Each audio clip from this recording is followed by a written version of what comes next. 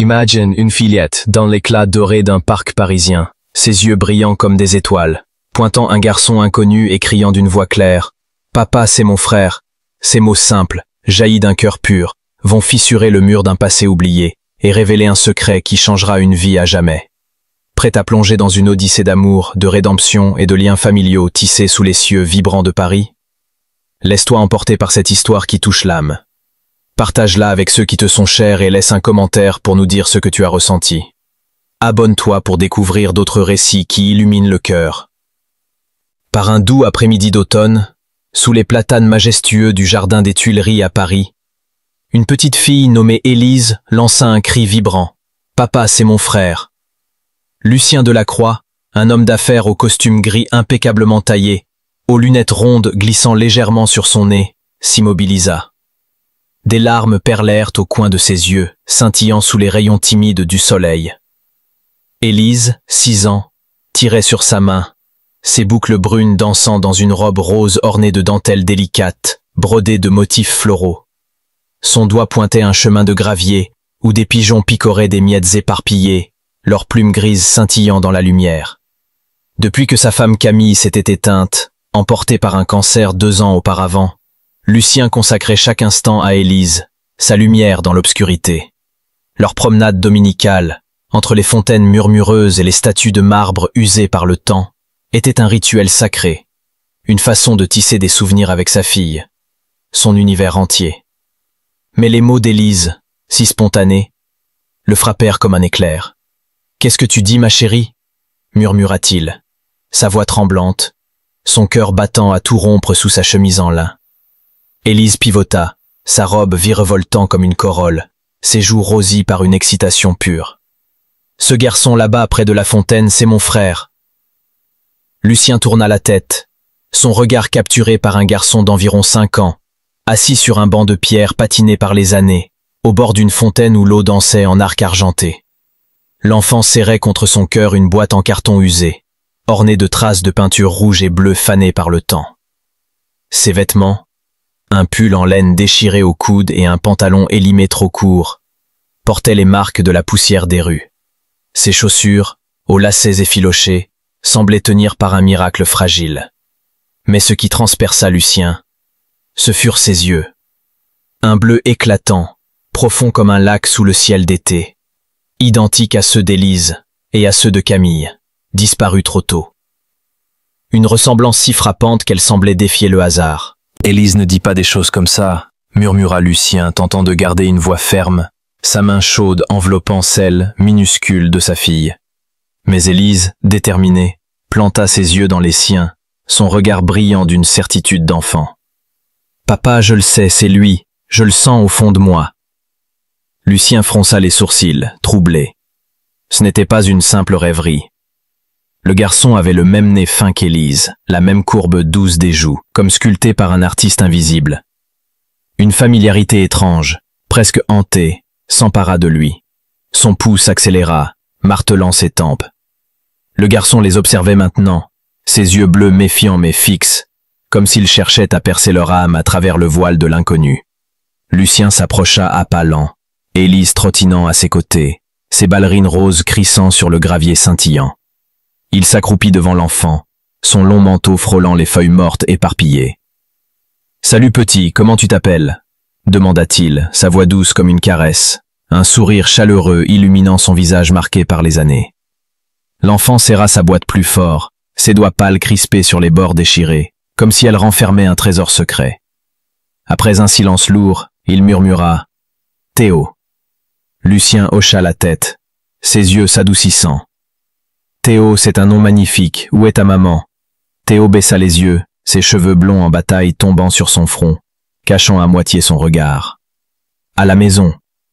Elle est malade, très malade. » Le cœur de Lucien se serra, une douleur sourde montant dans sa poitrine. « Vous habitez loin d'ici ?» Théo hésita, triturant un coin de sa boîte. « À Belleville, dans un petit appartement au sous-sol. Maman me dit de pas aller loin, mais aujourd'hui elle dormait trop longtemps et il n'y avait plus rien à manger, alors je suis sorti. » Lucien déglutit, sa gorge nouée. « Et ton papa ?» demanda-t-il, sa voix vacillant comme une feuille dans le vent. Théo secoua la tête, ses yeux fixant le sol. Maman dit qu'il est parti avant que je naisse. Un vertige envahit Lucien, comme si le monde basculait sous ses pieds. Une pensée surgit, brutale, implacable. 6 ans plus tôt, une femme nommée Margot Dubois avait travaillé dans son entreprise, une tour de verre étincelante près de l'Arc de Triomphe, où les fenêtres réfléchissaient les nuages filant dans le ciel parisien. Margot, blonde, timide, avec des yeux bleus comme un horizon d'été, avait été réceptionniste. Une erreur dans des dossiers comptables, un malentendu confus, avait conduit à son licenciement. Lucien, débordé par des réunions interminables et des contrats urgents, avait signé la décision sans poser de questions, sans un regard en arrière. Margot avait disparu, comme une ombre avalée par la ville. Était-ce possible? Lucien fouilla dans le sac à dos en cuir qu'il portait, où Élise avait insisté pour emporter des collations soigneusement préparées. Des sandwichs au jambon, des pommes rouges brillantes, des biscuits en forme d'étoile. Il en sortit un sandwich enveloppé dans du papier sulfurisé, orné d'un ruban coloré.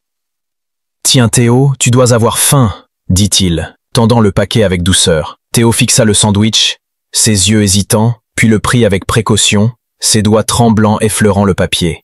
« Merci », murmura-t-il, sa voix à peine audible. Il mordit dedans lentement, comme s'il craignait que ce trésor disparaisse. Élise s'assit en tailleur dans l'herbe, ses yeux pétillants de joie. « Salut Théo, j'aime tes yeux, ils sont comme les miens !» dit-elle, son sourire rayonnant comme un rayon de soleil perçant les nuages. Théo la regarda, cligna des yeux, et un sourire timide, fragile comme une aile de papillon, éclaira son visage. Lucien recula, son cœur battant à tout rompre. Il sortit son téléphone, ses doigts frôlant l'écran avec urgence, et appela son assistante. Claire, une femme efficace aux lunettes carrées. Claire, trouve tout ce que tu peux sur Margot Dubois, une ancienne employée d'il y a 6 ans. Fouille les archives, les dossiers du personnel, tout ce que tu trouves, ordonna-t-il, sa voix tendue, presque brisée. Compris, monsieur Delacroix, je m'en occupe, répondit Claire, son ton professionnel masquant sa curiosité. Puis Lucien se tourna vers Théo, son regard adouci par une tendresse nouvelle. Et si tu venais avec nous? Juste pour un bon repas bien chaud, et je te promets de te ramener à ta maman après. Théo fixa Lucien, ses yeux bleus scrutant son visage comme pour y lire une vérité cachée. Puis il hocha la tête, serrant sa boîte contre son cœur comme un bouclier. Dans l'appartement somptueux de Lucien, perché au dernier étage d'un immeuble haussmannien aux balcons en fer forgé, donnant sur la tour Eiffel illuminée dans le crépuscule, Théo entra avec prudence. Ses yeux s'écarquillèrent face au parquet de chêne ciré, aux immenses fenêtres encadrées de rideaux en velours bleu nuit, révélant les toits d'ardoise parisiens, et aux lustres en cristal qui projetaient des éclats de lumière comme des étoiles captives. Élise courut devant, ses boucles rebondissant, ses pas résonnant sur le sol. « Viens Théo, ma chambre est rose avec des étoiles qui brillent au plafond, et un lit en forme de nuage. » Théo la suivit, ses chaussures usées laissant de légères traces de poussière sur le parquet luisant. Ce monde, si loin des ruelles humides de Belleville, où les murs fissurés pleuraient des gouttes d'eau et où les escaliers grinçaient sous chaque pas, semblait irréel. Lucien s'installa dans son bureau, une pièce au mur tapissée de bibliothèques en acajou, où des photos encadrées d'Élise riant dans un parc trônaient sur un bureau en bois massif. Il ouvrit un coffre verrouillé, révélant des piles de dossiers jaunis, des reliques d'une autre vie. Il feuilleta les pages avec fébrilité jusqu'à trouver le dossier de Margot Dubois. Une photo agrafée dans un coin montrait une jeune femme aux cheveux dorés tombant en vagues souples, un sourire doux éclairant son visage, ses yeux bleus brillants comme des saphirs. Elle avait été réceptionniste moins d'1 an. Une dispute avec un manager, un rapport client mal géré, avait conduit à son licenciement. Lucien se souvenait vaguement de ce jour, une journée grise où il était épuisé, noyé sous les responsabilités. Il avait signé la décision sans poser de questions, sans un regard pour Margot. Des emails, marqués comme à suivre, s'étaient perdus dans une mer de messages ignorés. La culpabilité l'envahit, lourde comme une pierre dans sa poitrine. Margot était partie, seule, peut-être enceinte, abandonnée par un homme trop occupé pour voir la vérité. Cette nuit-là, alors qu'Élise et Théo jouaient dans le salon, construisant un château avec des coussins moelleux et une couverture brodée de motifs d'étoiles argentées, Lucien passa un coup de fil discret à une association caritative, une organisation qu'il soutenait depuis des années. Envoyez un panier complet à cette adresse à Belleville, ordonna-t-il. Sa voix ferme, mais empreinte d'urgence. Fruits frais, légumes croquants, viande tendre, médicaments, vitamines, produits d'entretien. Pas de logo, pas de notes. Faites ça discrètement, comme une ombre dans la nuit. Ce sera livré demain matin, répondit le représentant, sa voix calme et assurée. Le lendemain, Lucien emmena Élise et Théo à Belleville, dans une rue étroite bordée d'immeubles aux façades craquelées, où des graffitis colorés dansaient sur les murs et des escaliers de fer rouillés grinçaient sous le vent.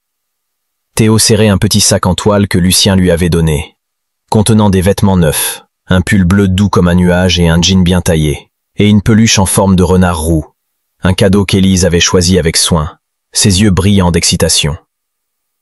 Lucien frappa à la porte d'un appartement au sous-sol, son bois vert écaillé par les années. Margot ouvrit, ses cheveux blonds tirés en un chignon fatigué, son visage pâle marqué par des cernes profonds, mais toujours empreint d'une grâce discrète, comme une fleur fanée mais encore belle. « Théo !» s'écria-t-elle, ses bras s'ouvrant pour envelopper l'enfant, ses yeux brillants de soulagement. Puis son regard se posa sur Lucien, dur, froid comme une nuit d'hiver. « Qu'est-ce que tu fais ici, Lucien ?»« Élise pense que Théo est son frère, » répondit Lucien, sa voix douce, presque brisée. « Je veux la vérité, Margot. » Elle serra les dents, ses doigts crispés sur les épaules de Théo.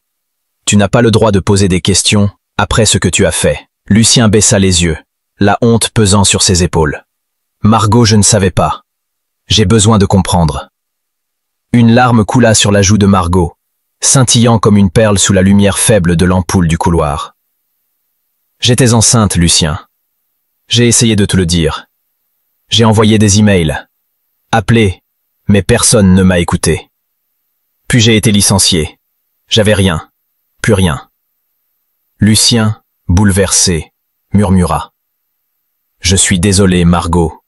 Je n'ai rien vu de tout ça, je te le jure. » Elle laissa échapper un rire amer, tranchant comme du verre. « Bien sûr, t'étais trop occupé à construire tes tours de verre à être important. » Lucien, la voix tremblante, posa la question qui brûlait son cœur. « Théo, est-il mon fils ?» Un silence lourd remplit la pièce, seulement brisé par le tic-tac d'une vieille horloge. Puis Margot hocha la tête, une larme roulant sur sa joue. « Oui, mais je ne veux pas de ton argent. Je veux protéger Théo, c'est tout ce qui compte. » Lucien posa une enveloppe sur une table en bois éraflé, encombrée de factures et de dessins d'enfants. « Ce n'est pas pour me faire pardonner, c'est pour lui. Loyer, nourriture, médicaments, tout ce dont il a besoin. » Margot fixa l'enveloppe, ses doigts tremblants, puis murmura. « D'accord, mais un test ADN pour être sûr. » Sans promesse, Lucien. Quelques jours plus tard, un courrier arriva. Scellé dans une enveloppe blanche, le résultat était clair. Théo était le fils de Lucien, avec une certitude de 99,98%. Dans l'appartement, Élise sauta de joie, ses bras entourant Théo. « T'es mon grand frère maintenant pour de vrai !» cria-t-elle, ses yeux pétillants comme des feux d'artifice. Mais la nouvelle éclata dans la presse parisienne. Lucien Delacroix, millionnaire, découvre un fils secret. Les paparazzis envahirent les abords de l'immeuble, leurs flashs aveuglants perçant les fenêtres. Les actionnaires, dans une salle de réunion au mur gris, s'agitèrent. « Vous auriez dû régler ça en privé, Lucien », lança un directeur son ton sec. Lucien, debout, répondit d'une voix ferme. « C'est mon fils, pas un scandale. Si être père est un risque, alors nous devons repenser ce que nous défendons. » À la maison, Lucien s'efforça de gagner la confiance de Théo.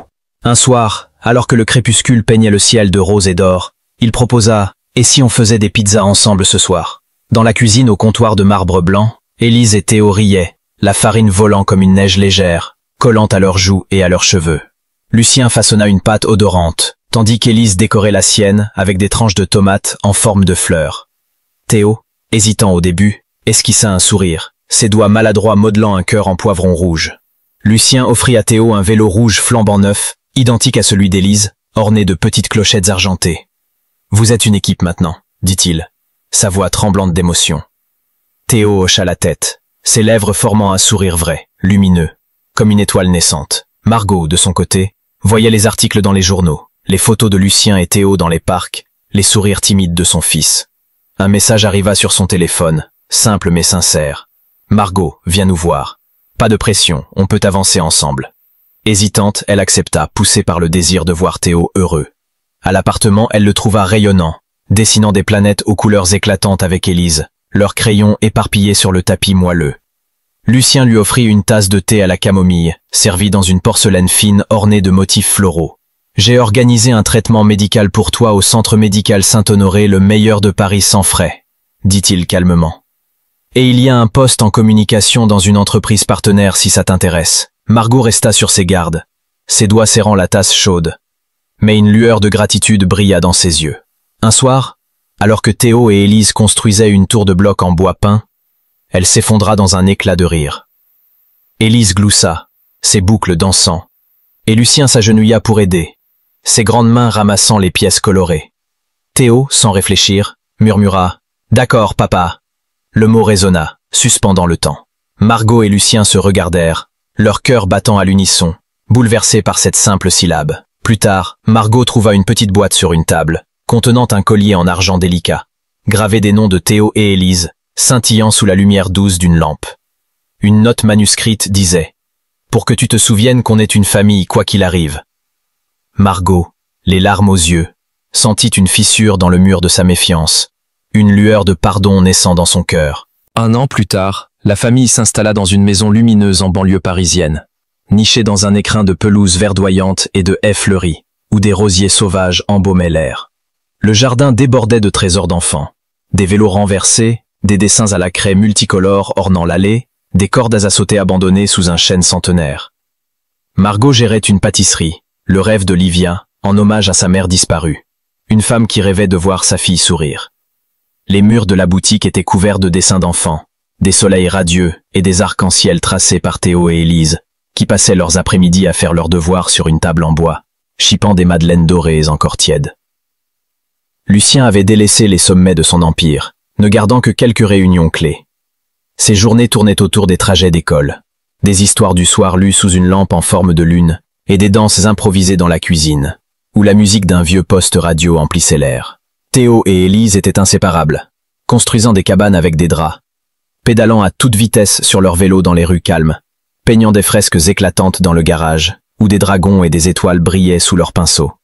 Lors d'un pique-nique dans leur jardin, sous l'ombre fraîche du chêne, une nappe à carreaux rouges et blancs débordait de sandwichs faits maison, de tranches de pommes croquantes et de jus d'orange pétillant. Élise, dans une jupe rose tourbillonnante, grimpa sur les genoux de Margot, ses bras minuscules s'enroulant autour d'elle. « Ma maman est partie, mais toi t'es gentille. Tu veux être ma maman ?» murmura-t-elle, ses yeux pleins d'une sincérité désarmante. Margot, le souffle coupé, serra la fillette contre elle, ses larmes roulant silencieusement. Ce soir-là, Lucien sortit une petite boîte en velours de sa poche. À l'intérieur, une bague en argent délicate, gravée des noms Lucien, Margot, Théo, Élise, brillait comme une promesse éternelle.